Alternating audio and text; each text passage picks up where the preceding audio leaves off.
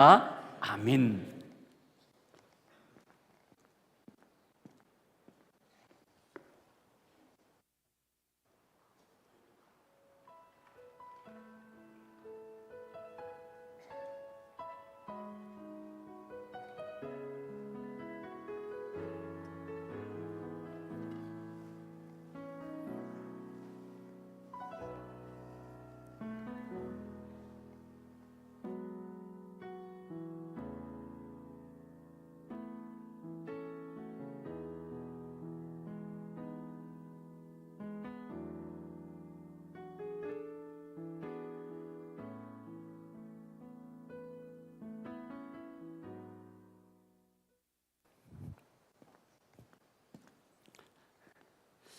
여러분 조금 당황하셨죠? 오늘은 조금 다르게 설교를 함께 나누려고 합니다. 여러분들은 아마 눈을 뜨셨을 때 강대상 위에 있는 의자를 보셨을 겁니다. 그리고 이 의자는 아무도 앉아있지 않는 빈 의자입니다. 그래서 많은 사람들은 이 의자를 바라보며 빈 의자라고 이야기를 합니다. 눈에 보이는 것이 그런 모습이기 때문이죠. 근데 우리의 눈에는 빈 의자로 보이지만 하나님의 눈에는 빈 의자가 아니라 준비된 의자입니다. 왜냐하면 이 의자에는 이미 하나님께서 이 의자에 앉을 사람을 준비하고 계시기 때문입니다. 그의 이름을 아시고 또한 그의 마음의 고통과 그의 인생의 무거운 짐들을 알고 계십니다. 이 의자에 앉도록 주께서는 이미 모든 것들을 준비해 두셨기 때문입니다. 그래서요, 준비된 의자라고 이야기하는 거예요. 하나님이 기다리시는 의자의 주인공에 대하여 오늘 한번 함께 살펴보고자 합니다. 우리는 지난주에 고넬료와 베드로에 대하여 함께 말씀을 나누었습니다. 가이사랴에 살던 고넬료에게 주께서 나타나셔서 환상을 보여주시죠. 요바에 있는 베드로를 초청하라는 환상이었습니다. 그리고 또한 요바에 있는 베드로에게 찾아오셔서 하나님이 깨끗하게 하셨는 것들을 부정하다 하지 말라라는 말씀을 하십니다. 고넬료는요, 그의 종과 또한 부하를 요바로 보내고 요바에 있던 베드로는 고넬료가 보낸 주인의 종과 또한 부하와 함께 가이사랴로 떠나게 됩니다. 오늘 본문은 지난주에 이어지는 내용입니다. 이들은 요바에 있던 베드로의 집에서 이틀을 유하고 난 다음 그 다음 날 아침이 되어 함께 길을 떠나게 됩니다. 근데 그냥 이들은 길을 떠나는 것 같지만 그런 모습 아니죠. 하나님은 이 모든 과정 가운데 하나님의 계획들을 숨겨두고 계시기 때문입니다. 오늘 말씀을 통하여서요, 하나님은 어떤 계획들과 어떤 준비들을 하고 계셨는가 살펴보며 이 준비가 우리에게 주시는 하나님의 음성 메시지가 무엇인지 하나님의 음성을 듣는 시간 되기를 주의 드립니다. 아멘. 첫 번째, 이 본문 가운데 살펴볼 수 있는 준비 첫 번째는요, 고넬료의 마음입니다. 오늘 우리는 본문을 읽으면서 24절을 보면 이튿날이라는 표현이 나와요. 이 이튿날은 베드로가 살던 요바에서 고넬료가 살고 있는 가이사랴까지 걸리는 시간입니다. 이틀이에요. 어떻게 보면 이 이틀이라는 시간은 그렇게 긴 시간이라고 볼 수 없어요. 근데 또 어떻게 보면 이 이틀이라는 시간은 상당히 긴 시간이라고 볼 수 있습니다. 베드로는 이 이틀을 걸어서 요바에서 가이사랴까지 가고 있는 겁니다. 사랑하는 성도 여러분, 베드로가 이틀 동안 길을 걸으면서 어떤 생각을 했을까요? 어떤 마음이었을까요? 아마 그의 마음은 굉장히 좀 복잡했을 거예요. 하나님이 가라고 했기 때문에 가고는 있지만 이 가이사랴에서 고넬료 집에서 어떤 일이 일어날지 전혀 알지 못하기 때문입니다. 뿐만 아니라 그는 유대인으로서 이방인인 고넬료를 만나는 것 자체가 참 불편하거든요. 무엇보다 그는 혼자 가는 것이 아니라 유대인 동료들과 함께 가고 있습니다. 어쩌면 그들은 옆에서 베드로가 하는 모든 것들을 보고 있기에 참 마음에 부담감이 있었을 거라 생각합니다. 그런데요, 이런 베드로의 마음과는 별개로 하나님은 이 이틀이라는 시간 동안 고넬료의 마음을 준비시켰을 뿐만 아니라 그의 모든 상황 또한 준비시켜 주시고 계셨습니다. 그 내용이 우리가 읽었던 본문 24절과 25절이에요. 함께 한번 읽어보도록 하겠습니다. 이튿날 고넬료가 그의 친척과 가까운 친구들을 모아 기다리더니 마침 베드로가 들어올 때 고넬료가 맞아 발 앞에 엎드려 절하니. 베드로가요 고넬료의 집에 들어갔을 때 깜짝 놀랍니다. 왜냐하면 그런 생각하기에 고넬료가 초청했으니까 한 명 정도 있겠지 생각했는데 상황은 전혀 그렇지 않아요. 고넬료뿐만이 아니라 그의 모든 가족들이 있었고 또한 가까운 친구들이 고넬료의 초청을 받아 기다리고 있었던 것이죠.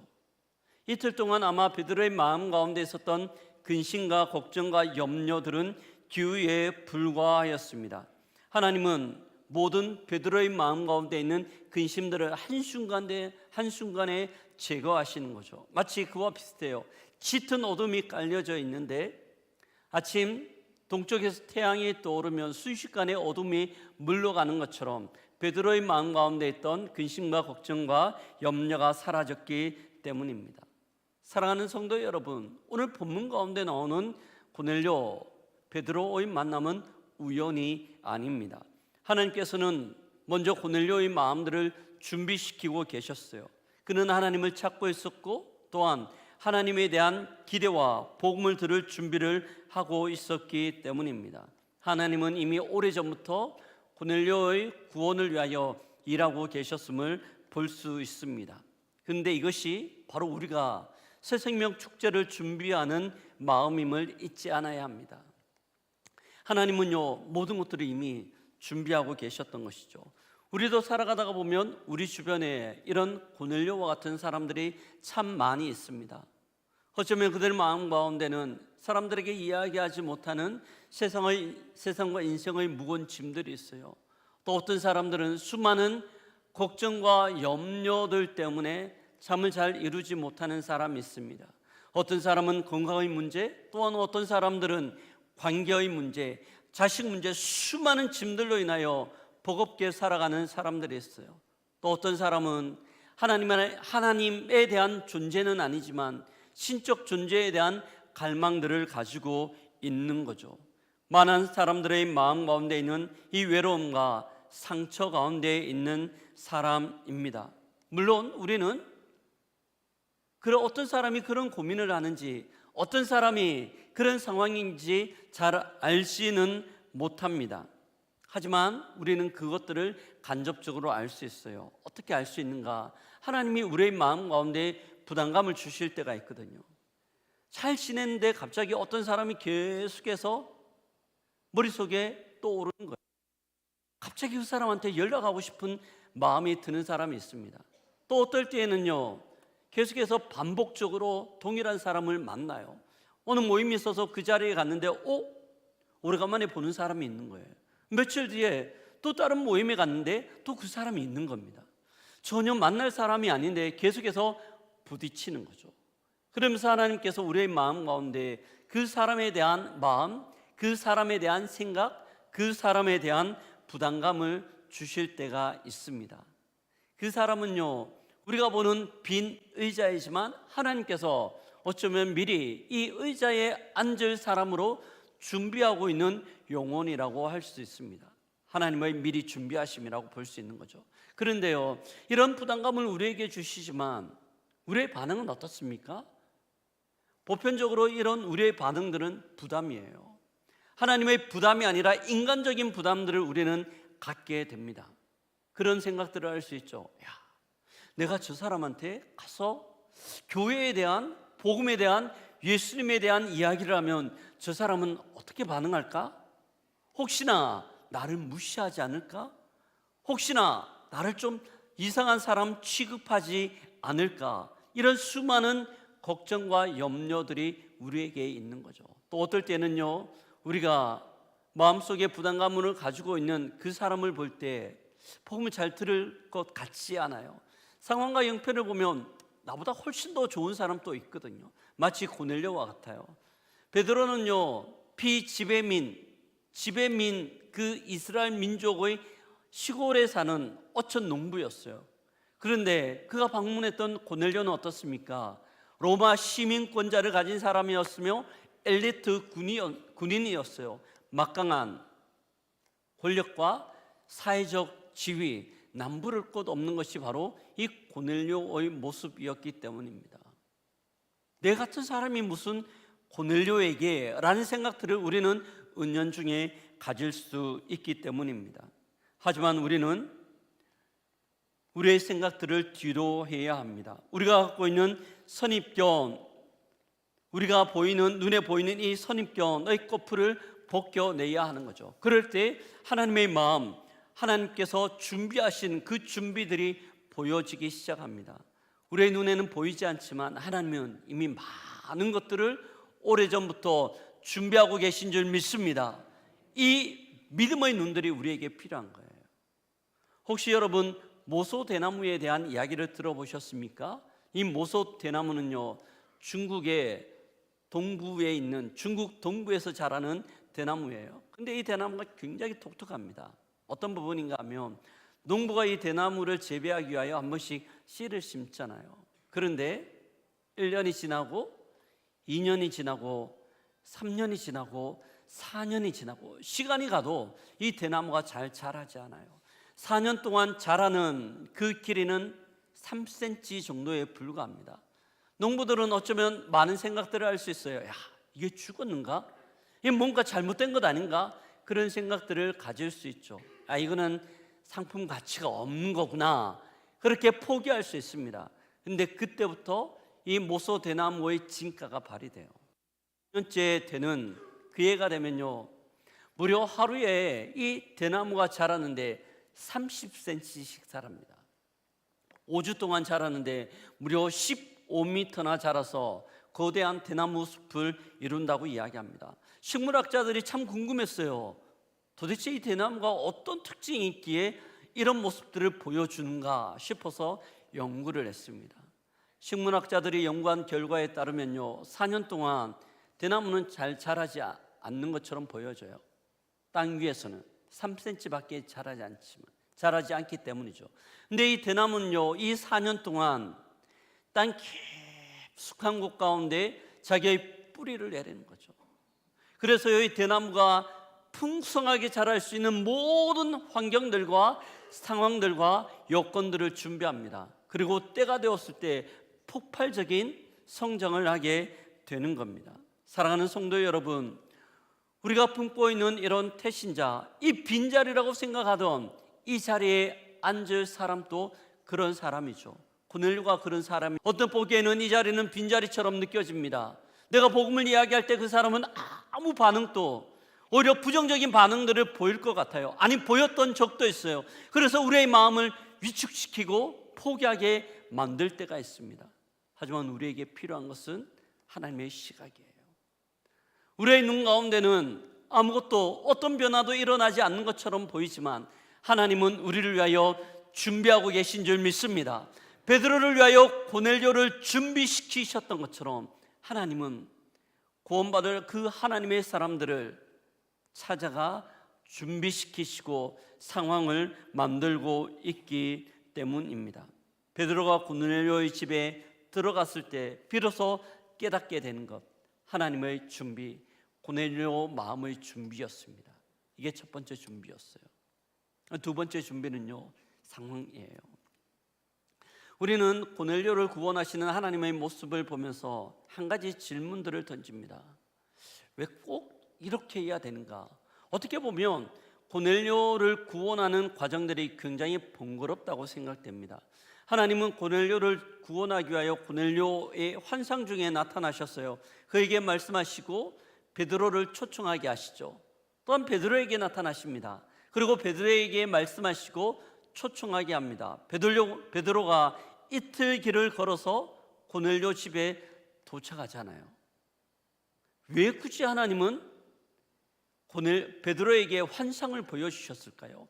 왜 굳이 베드로가 이틀을 걸어서 고넬료 집에 갔을까 하는 질문이에요. 하나님은 모든 능력이 충만하시다라면 고넬료에게 환상적으로 나타났을 때 그때 복음을 말씀하시면 되잖아요. 야, 고넬료, 내가 환상을 하나 보여줄게. 너는 예수를 믿어야 돼. 예수는 말이야 나의 아들인데 인간의 모습을 입고 이 땅 가운데 태어났다가 십자가에 죽었어. 그리고 부활했어. 그 예수를 믿으면 너는 구원 얻을 거야. 환상 중에 충분히 이야기할 수도 있잖아요. 내 주님은 굳이 베드로를 통하여 그렇게 복음을 전하게 하는 걸까에 대한 질문입니다. 단순하게 이야기하면 이것이 하나님의 방법이기 때문입니다. 하나님은요, 고넬료를 구원하기 위하여 다른 환상들을, 천사들을 사용하지 않으셨습니다. 베드로를 준비시키시고 그 준비된 베드로의 마음 또한 베드로의 입을 통하여 복음을 증거하게 하신 줄 믿습니다. 이것이 하나님의 방법이에요. 고린도전서 1장 21절은 이 하나님의 방법, 하나님이 일하심에 대하여 우리에게 이렇게 말씀합니다. 함께 읽어보겠습니다. 하나님께서 전도의 미련한 것으로 믿는 자들을 구원하시기를 기뻐하셨느니라. 아멘. 하나님은 우리가 생각하기에는 더 세련되고 더 좋은 방법이 참 많을 것 같지만 하나님은 전도의 미련한 방법을 통하여 구원 얻기를 기뻐하시는 분이라고 이야기합니다. 하나님의 그 거대한 구원 역사 가운데 우리를 동력자로 세우시고 우리를 하나님의 손과 발로 사용하시는 거죠. 오늘 본문 가운데 나오는 베드로가 바로 그렇게 쓰임받고 있습니다. 베드로가 이렇게 쓰임받을 때 고넬료가 고백하는 것이 33절이에요. 이렇게 고백합니다. 내가 곧 당신에게 사람을 보내었는데 오셨으니 잘하였나이다. 이제 우리는 주께서 당신에게 명하신 모든 것을 듣고자 하여 이제 우리는 주께서 당신에게 명령하신 모든 것을 듣고자 하여 다 하나님 앞에 있나이다. 아멘. 하나님은요, 고넬료만 준비하신 것이 아니라 베드로의 마음을 준비하고 계셨습니다. 그리고 준비된 고넬료와 준비된 베드로가 만나 복음의 스파크, 구원의 역사들이 일어나는 것이죠. 그런 의미에서요, 우리가 준비하고 있는 이 새 생명 축제는 하나의 행사가 절대 아닙니다. 행사가 아니에요. 한 사람을 위하여 주께서 우리를 보내신 사명인 줄 믿습니다. 하나님이 이 사명을 위하여 우리의 마음을 준비시키십니다. 사랑하는 성도 여러분, 우리의 마음 가운데 부담감을 주는 그 사람이 누구입니까? 그 부담감을 가지고 우리는 어떨 때에는 그에게 한 통의 전화가 필요하고요, 어떨 때에는 한 번의 만남이 필요하고 어떨 때에는 한 번의 식사가 필요한 거예요. 또한 만나서 이야기를 나누는 그 만남이 필요한 겁니다. 마치 베드로가 복음을 전하기 위하여 고넬료의 집에 찾아갔던 것처럼 우리에게 부담 주시는 그 영혼을 향하여 우리가 나아가야 되는 거죠. 왜 그럴까요? 하나님이 사용하시는 방법이기 때문입니다. 우리가 우리의 입을 열어 그 사람을 향하여 나아가 한마디 말을 할 때 우리의 마음속에 있는 복음에 대한 또한 교회에 대한 마음들을 전하고 교회로 초청할 때 주의 역사들이 일어나는 거죠. 이 역사는요, 고넬료와 베드로 사이에만 일어나는 것이 아니라 지금도 여전히 우리 가운데 일어나는 하나님의 은혜인 줄 믿습니다. 여러 사람들에게 일어나고 있어요. 영상을 통해서요, 그 한 명의 간증을 함께 보도록 하겠습니다. 안녕하세요. 저는 박경민 집사님을 전도한 고요교회 민경숙 전도사입니다. 안녕하세요. 저는 민경숙 전도사님에게 전도받은 박경미 집사입니다. 오래전부터 가깝게 지내오던 지인분이신데요. 어느 순간 그분의 삶 속에 몸과 마음이 많이 지쳐있는 모습이 보였습니다. 신앙도 많이 약해진 것 같고 주님과도 멀어진 것 같아 안타까운 마음으로 계속 기도하며 섬기다가 새생명 축제에 초대하였습니다. 저는 6살 때부터 교회를 다녔지만 믿음보다는 힘들 때 도피처럼만 이용하고 살아와서 교회에서 조금만 힘들면 쉽게 상처받고 흔들렸습니다. 그래서인지 교회 다니는 의미를 찾지 못했습니다. 교회에 나가는 것을 포기했습니다. 그런데 나의 착각이었죠. 시간이 갈수록 삶의 방향을 잃고 멈추고 무기력한 인생이 되었습니다. 그러던 중에 고영교회 민경숙 전도사님께서 스승령 축제에 초대를 하셨습니다. 귀찮기는 하지만 오랜 시간 알아왔던 터라 인사치레로 한 번만 가보자는 생각에 마음문을 닫고 왔기에 아무런 말도 들리지 않았고 이것으로 끝이라고 생각을 했습니다. 다시는 초대하지 않을 거라 생각을 했지만 25년 새생명 축제에 다시 초대를 받았습니다. 망설였지만 한편으로는 계속해서 누군가 권면을 할 때에는 회복해야 될 때라는 생각이 들어 교회에 나왔습니다. 마음문을 열고 말씀을 들으니 나의 현실이 보였습니다. 다시 시작이라는 표어가 마음에 와닿았습니다. 비로소 건강한 교회, 고연교회를 만났습니다.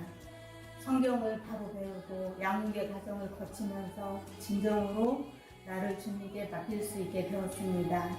그로 인해 집착하던 아이들을 내려놓고 기도로만 협력할 수 있게 되었습니다. 처음이었습니다.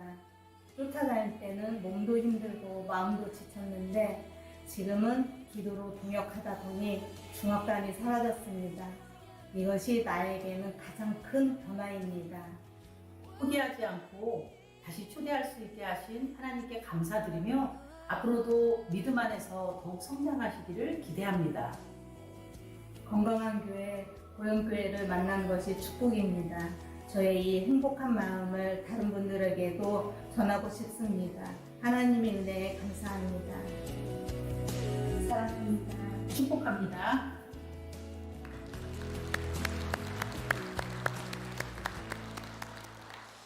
사랑하는 성도 여러분, 여러분들은 영상을 보면서 또한 이 장면들을 보면서 어떤 생각, 어떤 마음이셨습니까? 만약 하나님께서 우리에게 부담감을 주셨지만 우리가 입을 다물고 있었다라면 저런 구원의 은혜는 없었을 겁니다. 베드로가 하나님께서 베드로에게 계속해서 말씀하시죠. 내가 정하다 한 것들을 부정하다 하지 말아라 라고 이야기했을 때 베드로가 주님, 아닙니다. 주님 절대 먹을 수 없습니다 라고 계속해서 그 마음의 고집을 부렸다라면 구원의 역사, 하나님의 은혜는 나타나지 않았을 겁니다. 하나님께서 부담 주실 때 그 부담을 따라 반응함으로 하나님의 은혜가, 복음의 역사들이 나타나게 된 것이죠. 베드로가 순종하여 고넬료 집에 갔을 때, 그리고 복음을 전했을 때 놀라운 은혜가 임하는데요, 그게 바로 44절이에요 같이 한번 읽어보겠습니다. 베드로가 이 말을 할 때 성령을 듣는 모든 사람에게 내려오니. 아멘. 베드로가 이 말을 할 때 성령이 말씀을 듣는 모든 사람에게 임하여 아마 그 집에 있었던 모든 사람들은 하나님의 자녀 구원의 은혜를 경험했을 겁니다. 바울 사도가 우리에게 이야기하죠. 전하는 자가 없으면 어찌 들으리요?